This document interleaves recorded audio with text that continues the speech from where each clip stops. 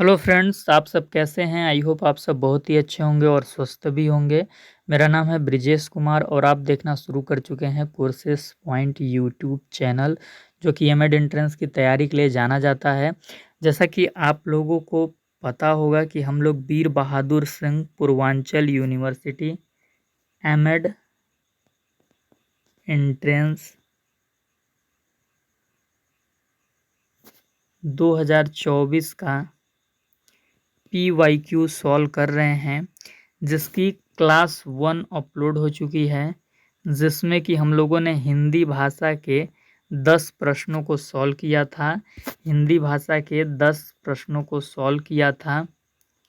हिंदी भाषा के 10 प्रश्नों को सॉल्व किया था और आज की क्लास 2 में हम लोग इंग्लिश लैंग्वेज के 10 क्वेश्चंस को सॉल्व करेंगे आज के इस क्लास में। जानकारी के लिए मैं आपको एक बार बता दूं कि जो VBSPU में क्वेश्चन पूछे जाते हैं आपके एमएड एंट्रेंस में, टोटल 150 प्रश्न पूछे जाते हैं। एक प्रश्न आपका दो नंबर का होता है, 2 नंबर का एक प्रश्न होता है। और 150 प्रश्न ये कहाँ कहाँ से आते हैं? तो भाषा से आपके 20 प्रश्न आते हैं, हिंदी भाषा से 10 प्रश्न होंगे और इंग्लिश से 10 प्रश्न होंगे। इसके बाद आपके करंट अफेयर्स से 10 प्रश्न आते हैं, मेंटल एबिलिटी से 20 प्रश्न आते हैं और इसके बाद आपके बीएड से 100 क्वेश्चन आते हैं, जिसे कि सब्जेक्ट कॉम्पिटेंस भी बोलते हैं। वीर बहादुर सिंह पूर्वांचल यूनिवर्सिटी में जो ऑफिशियल 2 साल बीएड का सिलेबस है, वहाँ से ये 100 प्रश्न आते हैं। ठीक, तो आज के इस क्लास नंबर 2 में हम लोग अंग्रेजी भाषा के 10 प्रश्नों को सॉल्व करेंगे। इससे पहले मेरे प्यारे मित्रों, अगर आप सब चैनल पे नए होंगे तो चैनल को सब्सक्राइब कर लीजिएगा। वीडियो के डिस्क्रिप्शन में टेलीग्राम चैनल का लिंक आपको दिया गया होगा, व्हाट्सएप चैनल का लिंक दिया गया होगा। तो आप अगर यहाँ पे नहीं जुड़े हैं तो आप लिंक पे क्लिक करके टेलीग्राम चैनल से जुड़ जाइए, व्हाट्सएप चैनल से जुड़ जाइए। एमएड एंट्रेंस की कोई भी ऑथेंटिक अपडेट आती है तो सबसे पहले आपको यहीं पर बताई जाती है। जैसा कि आप सब जानते होंगे कि BBSPU एमएड एंट्रेंस फॉर्म भरने की जो लास्ट डेट है वो 31 जुलाई तक है और फॉर्म करेक्शन की जो डेट है वो आई थिंक 3 अगस्त या 4 अगस्त तक है। उसके बाद आपके एग्ज़ाम का शेड्यूल आएगा, जिसकी जानकारी आपको टेलीग्राम चैनल पे दी जाएगी, व्हाट्सएप चैनल पे दी जाएगी। तो आप लोग यहाँ पे ज़रूर जुड़ें। चलिए आज के सेशन को स्टार्ट करते हैं और आपके सामने पहला क्वेश्चन आप देख सकते हैं। पहला क्वेश्चन है, the synonym of felicities is. तो फेलिसिटीज का सिनोनिम क्या है? हैप्पी है, एडमायर है, ब्रिटल है या नोटोरियस है? तो आपका जो फेलिसिटीज का सिनोनिम्स हो जाएगा वो आपका हैप्पी हो जाएगा। ए नंबर ऑप्शन आपका सही हो जाएगा। जैसा कि मैंने आपको टेलीग्राम पे बताया था कि मेरा स्वास्थ्य उतना सही नहीं है, लेकिन फिर भी आपके एग्ज़ाम डेट को देखते हुए, क्योंकि आपका शेड्यूल 3-4 अगस्त के बाद तो आना तय ही है, तो समय बहुत कम बचा है, तो उसको देखते हुए मैं ये क्लास प्रिपेयर करके आपके सामने लेके आया हूँ। देखिए, जो 12 नंबर क्वेश्चन है, यानी दूसरा क्वेश्चन है, the art of producing beautiful handwriting known as. Beautiful handwriting, सुंदर हस्तकला, प्रोड्यूसिंग बनाने, द आर्ट ऑफ प्रोड्यूसिंग बनाने की कला, सुंदर हस्तकला बनाने की कला को नॉन एज इस रूप में जाना जाता है। किस रूप में जाना जाता है? यानी ब्यूटीफुल हैंड राइटिंग की जो आर्ट है, ब्यूटीफुल हैंड राइटिंग प्रोड्यूस करने का जो आर्ट है, उसे किस रूप में जाना जाता है? उसके लिए किस टर्म का उपयोग किया जाता है? कानेज, तो ये आपका नहीं हो जाएगा, ये सही नहीं होगा। कैलीग्राफी, इसका अर्थ होता है सुलेख, ये कुछ सही है। तीसरा है कोरियोग्राफी, जिसमें इंस्ट्रक्शन दिए जाते हैं, किसी चीज़ को करने के लिए बताया जाता है। चौथा है ऑप्शन आपका फसाड, जिसका अर्थ होता है मुखौटा। तो ये भी गलत हो जाएगा, ये भी गलत हो जाएगा। सुंदर हस्तकला लिखने की जो कला होती है उसको सुलेख बोला जाता है। ठीक, क्या बोला जाता है? कैलीग्राफी। तो आपका बी नंबर ऑप्शन सही हो जाएगा। B option is right. Question number 13 क्या है?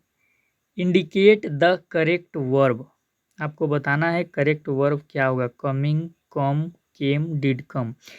सेंटेंस क्या है? Before the Aryans blank to India Dravidians had lived there.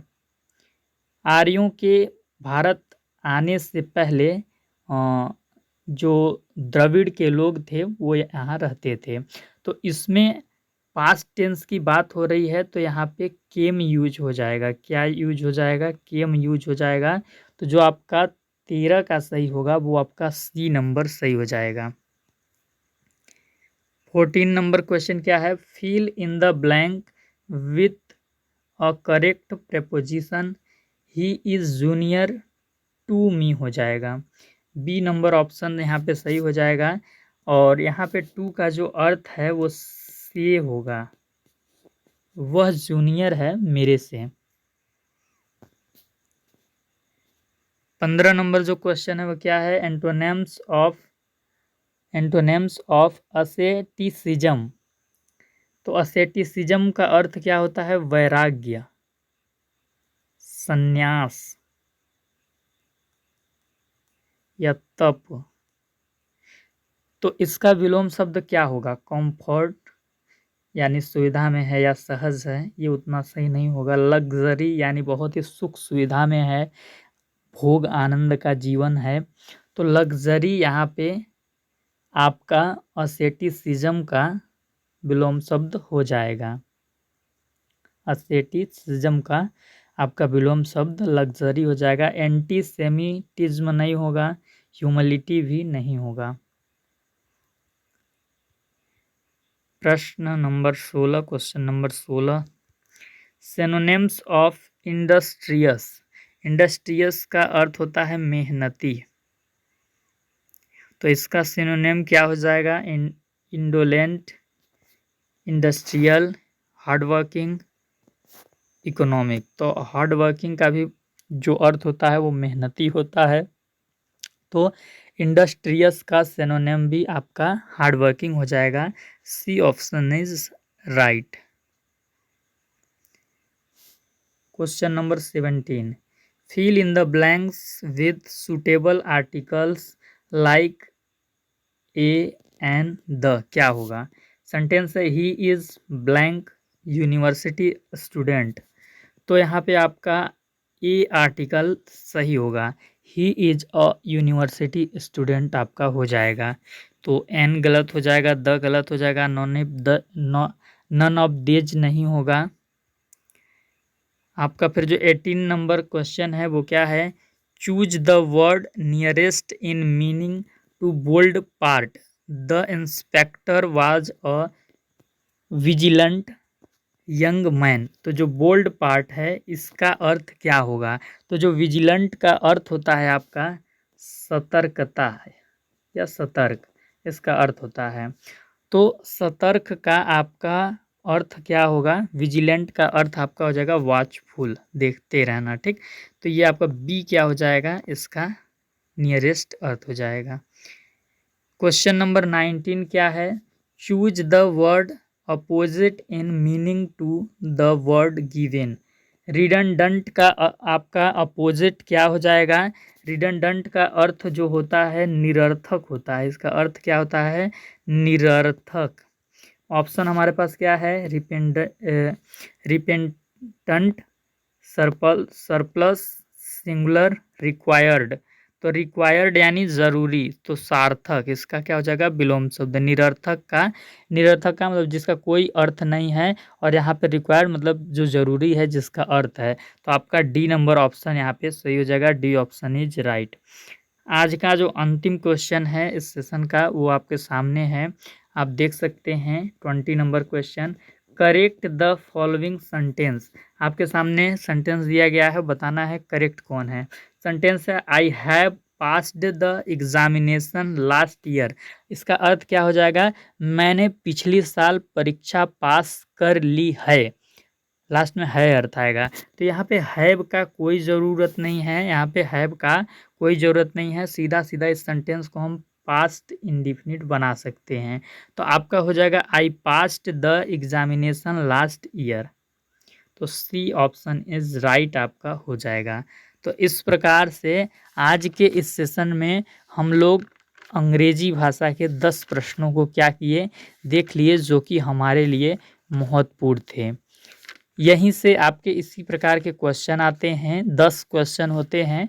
तो आपको लैंग्वेज पे बहुत ज़्यादा समय नहीं देना है। हाँ, आपको याद मतलब कि तैयार कर लेना है ग्रामर का पोर्शन, ताकि किसी प्रकार की दिक्कत ना हो। कहाँ कहाँ से क्वेश्चन आते हैं तो आप नोट कर लीजिएगा। आप एडवर्ब पढ़ लीजिएगा, आप प्रोनाउन पढ़ लीजिएगा, नाउन पढ़ लीजिएगा, एडजेक्टिव पढ़ लीजिएगा, फिगर ऑफ स्पीच एक बार देख लीजिएगा, अलंकार, इसके बाद नरेशन देख लीजिएगा, एक्टिव पैसिव देख लीजिएगा,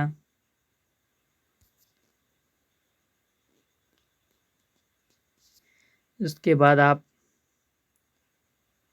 एंटोनेम विलोम शब्द देख लीजिएगा, सिनोनिम्स देख लीजिएगा, समानार्थी शब्द, आर्टिकल के नियम देख लीजिएगा, ए एन द का प्रयोग कहाँ कहाँ होता है, प्रेपोजिशन का प्रयोग देख लीजिएगा, किन किन संदर्भों में होता है, किन किन अर्थों में, कहाँ पे, टेंस के रूल आपको आने चाहिए। अगर इतना आप तैयार कर लेते हैं तो जो 10 प्रश्न आते हैं उसमें से आपके 7-8 प्रश्न तो अल्टीमेटली सही होने ही हैं। ठीक, तो ये चीज़ आप याद कर लेंगे। जो आपकी अगली क्लास होगी वो अगली क्लास में हम लोग करंट अफेयर्स के 10 प्रश्नों को सॉल्व करेंगे, और उसके बाद हम लोग मेंटल एबिलिटी के 20 प्रश्नों को सॉल्व करेंगे चौथी क्लास में, क्लास नंबर 4 में। और फिर क्लास 5 और क्लास 6 दो क्लास में आपके बीएड के 100 प्रश्न हम लोग देखेंगे। तो कल आपकी करंट अफेयर्स की क्लास निश्चित है, इसमें कहीं कोई दो राय नहीं है। आप देख सकते हैं खंड ब में आपके करंट अफेयर्स से क्वेश्चन पूछे जाते हैं, ठीक, जो कि मैं कल कराऊंगा। कमेंट करके बताइएगा सेशन कैसा लगा, और सेशन को लाइक ज़रूर कर दीजिएगा,